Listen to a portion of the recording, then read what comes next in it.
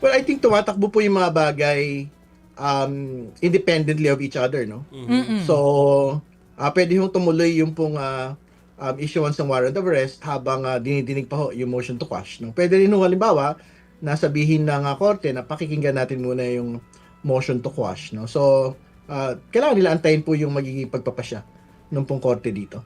Pero dahil po ongoing din yung impeachment trial against the Vice President, kung ano man yung lumabas na detalye doon sa impeachment court, pwede ba rin yung magamit doon sa mismong criminal charges sa korte? Ang tingin ko naman ho, we are talking about the same set of facts eh.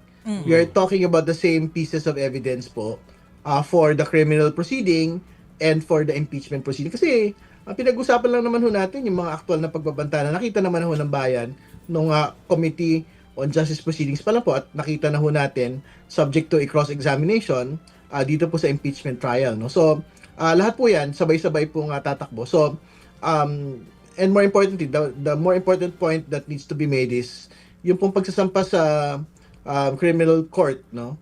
Yung reasonable certainty of conviction po yung pinag-uusapan dyan. So, ibig sabihin, mataas ho yung pagtingin nung pong DOJ na kaya ho nilang i-convict ang atin pong pangalang Pangulo. So, ibig sabihin, kung yan po yung standard nila, dapat yung standard ho sa impeachment trial, mas mababa ho yun eh, no?